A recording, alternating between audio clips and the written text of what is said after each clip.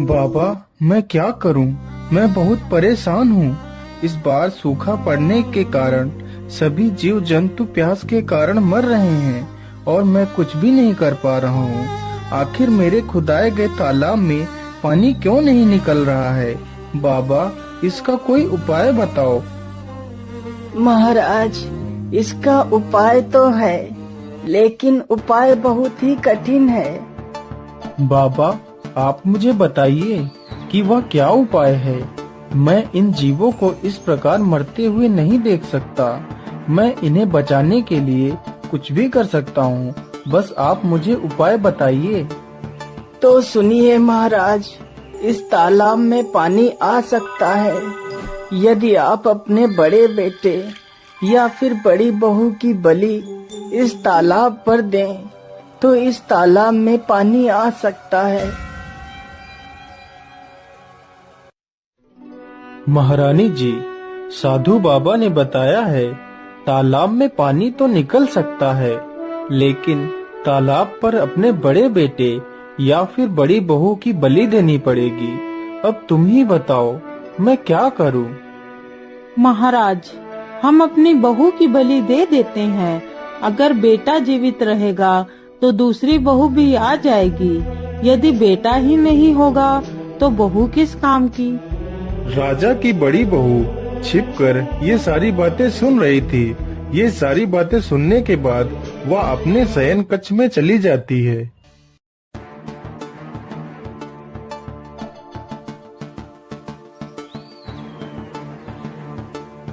अरे रूपमती, आज तुम इतना उदास क्यों हो? क्या बात है? वैसे तो तुम मेरे आते ही खुशी से झूम उठती थी, लेकिन आज तुम इतना गुमसुम क्यों हो? क्या बताऊं स्वामी, दुखी इसलिए हूँ कि हमारा तुम्हारा साथ बस यहीं तक था। क्या मतलब? मैं कुछ समझा नहीं।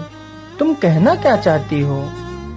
स्वामी, पिताश्री ने जो तालाब खुदवाया है उसमें पानी नहीं निकल रहा है, तो साधु बाबा ने मेरी बलि चढ़ाने को कहा है, जिससे तालाब में पानी आ जाएगा और सुबह ही मेरी बलि चढ़ाई जाएगी। इसीलिए मैं दुखी हूँ। अरे रूपमती, तो इसमें इतना दुखी होने की क्या आवश्यकता है? तुम आराम से खाना खाओ। हम लोग आज रात में ही यहाँ से भाग जाएंगे। आधी रात होते ही वह दोनों चुपचाप वहाँ से निकल जाते हैं।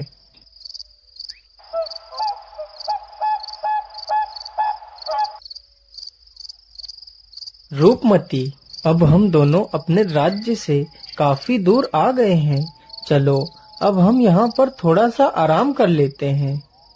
फिर वे दोनों वहीं पर सो जाते हैं।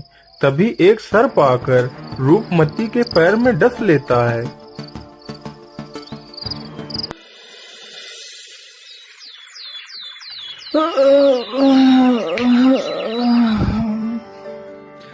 बहुत अच्छी नींद आई।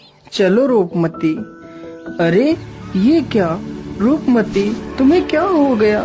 हे ऊपर वाले, तुमने ये क्या कर दिया?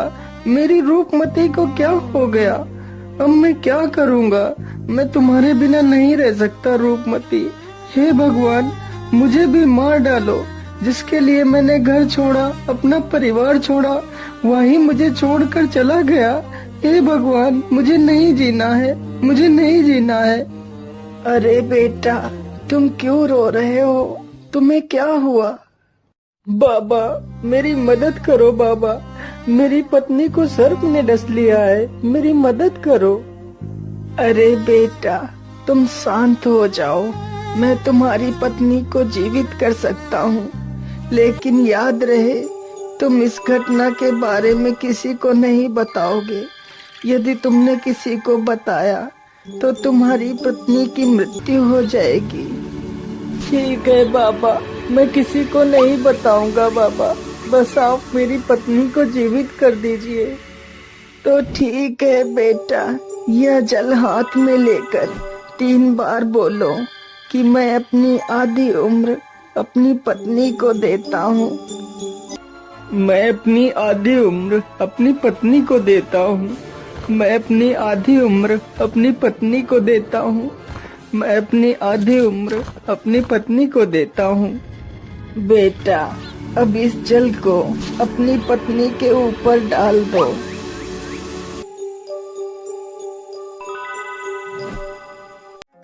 अरे कितना समय हो गया और मैं सोती ही रही और आपने मुझे जगाया तक नहीं। इतनी देर में तो हम बहुत दूर निकल जाते। कोई बात नहीं रूपमती, चलो अब चलते हैं।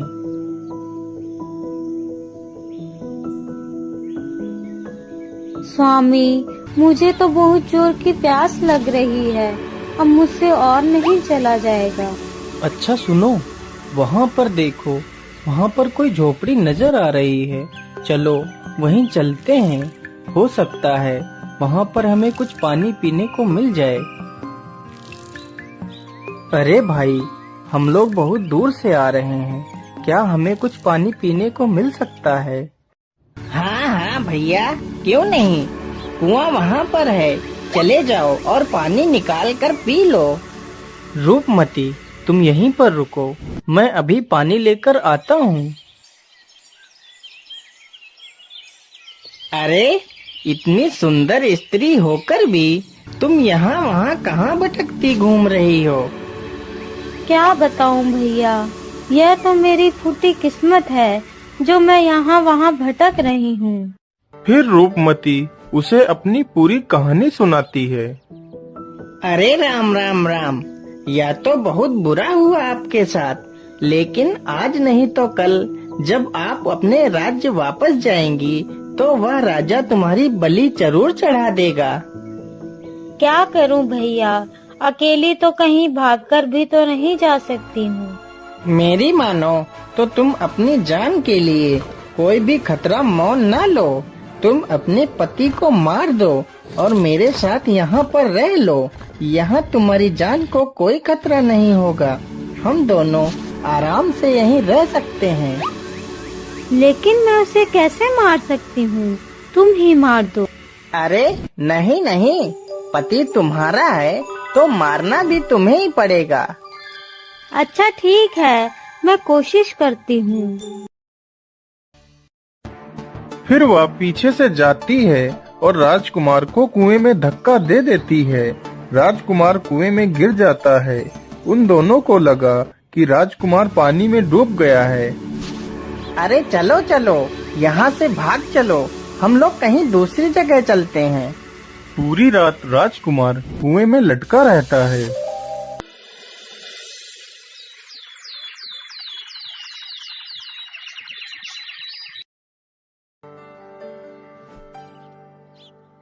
अरे हरिया, मैं पानी लेने जा रहा हूँ, तब तक तू मेरी भेड़ों को चराना। ठीक है श्यामू भैया, लेकिन जल्दी आ जाना।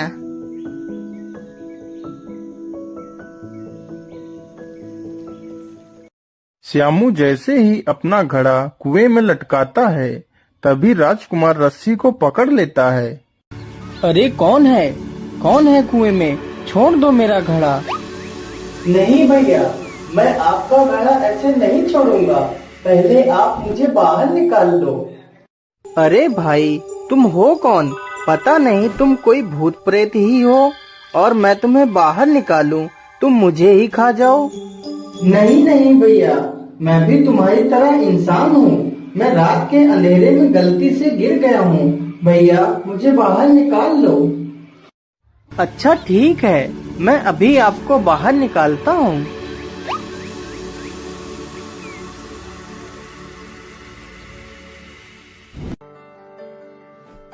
अरे भाई, परदेसी हूँ, काम की तलाश में इधर उधर भटक रहा था, तभी गलती से कुएं में गिर गया। लेकिन भैया, आपका बहुत बहुत धन्यवाद। अच्छा भाई, तो आपको काम चाहिए तो चलो मेरे साथ, मैं आपको काम दिलवाता हूँ।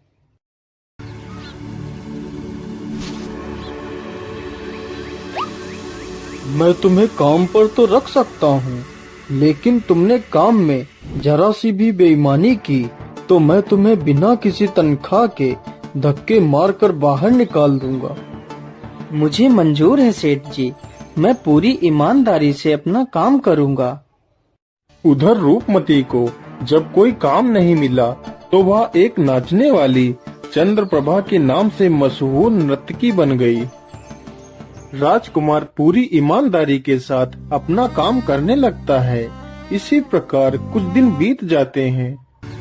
सेठ जी, राजा के घर में पुत्र ने जन्म लिया है, इसलिए राजा जी ने मशहूर नर्तकी चंद्रप्रभा को नाचने के लिए बुलाया है। इसलिए राजा ने आपको आमंत्रित किया है। अरे सेठानी जी, आज मेरे लिए खाना मत बनाना। मैं राजा के घर से दावत खाकर आऊंगा। वहाँ पर आज मशहूर नर्तकी चंद्रप्रभा आएगी। मालिक, अगर आप बुरा ना मानो तो मैं भी आपके साथ चलना चाहता हूँ। अरे नहीं नहीं, तुम नौकर चाकर आदमी वहाँ कहाँ जाओगे? राजा के घर में बड़े बड़े राजा महाराजा आएंगे, तुम उनके बीच कैसे बैठ पाओगे? अरे नहीं, ये नहीं हो सकता। अरे सेठ जी, अगर ये जाना चाहता है तो इसे क्यों रोक रहे हैं? ये भी तो हमारे बेटे जैसा है। अगर कोई पूछे तो उसे बता देना कि ये मेरा बेटा है। अच्छा अच्छा, ठीक है सेठानी जी, जैसी तुम्हारी इच्छा। चलो बेटा, तुम भी चलो। चंद्रप्रभा जैसे ही नाचने के लिए आती है तो राजकुमार उसे देखते ही पहचान लेता है और चंद्रप्रभा भी उसे पहचान लेती है। महाराज, मैं यहाँ पर नृत्य नहीं कर सकती हूँ, मैं जा रही हूँ यहाँ से। लेकिन चंद्रप्रभा, तुम यहाँ पर नृत्य क्यों नहीं कर सकती? महाराज, यहाँ पर एक चोर है जिसने मेरे गहने चुराए थे। पहले आप उस चोर को सजा दो, फिर मैं नृत्य करूँगी। अरे चंद्रप्रभा, किसने तुम्हारे गहने चुराए हैं? बताओ मुझे, मैं उसे अभी फांसी पर चढ़ा देता हूँ। महाराज, ये है मेरा चोर जिसने मेरे गहने चुराए थे। सैनिकों, इसे ले जाओ और फांसी लगा दो। महाराज, मैंने इसकी चोरी नहीं की है। यह औरत झूठ बोल रही है, जबकि मैंने ही इसे बहुत कुछ दिया है। तूने मुझे क्या दिया है? चल निकल जा यहाँ से। चला जाऊंगा, उससे पहले मैंने तुझे जो भी दिया है वह मेरा वापस कर दे। मैं यहाँ से चला जाऊंगा। हाँ ठीक है, तूने मुझे जो भी दिया है वह मैं वापस करती हूँ। नहीं, ऐसे नहीं। अपने हाथ में जल लो और 3 बार बोलो कि तुमने मुझे जो भी दिया है वह मैं तुम्हारा वापस करती हूँ। तूने मुझे जो भी दिया है वह सब मैं तुझे वापस करती हूँ। तूने मुझे जो भी दिया है वह सब मैं तुझे वापस करती हूँ। तूने मुझे जो भी दिया है वह सब मैं तुझे वापस करती हूँ। अरे दुष्ट, तूने यह क्या कर दिया? तूने इस नर्तकी की जान ले ली। तू तो चोर होने के साथ साथ एक तांत्रिक भी है। नहीं महाराज, मैं कोई चोर नहीं और ना ही मैं कोई तांत्रिक हूँ। मैं बल्लभगढ़ का राजकुमार इंद्रसेन हूँ और यह कोई नर्तकी नहीं बल्कि मेरी पत्नी है। फिर राजकुमार सभी को अपनी दुख भरी कहानी सुनाता है। महाराज, मैंने इसे अपनी आधी उम्र दी थी। जैसे ही इसने मेरा दिया हुआ मुझे वापस कर दिया तो इसकी मृत्यु हो गई।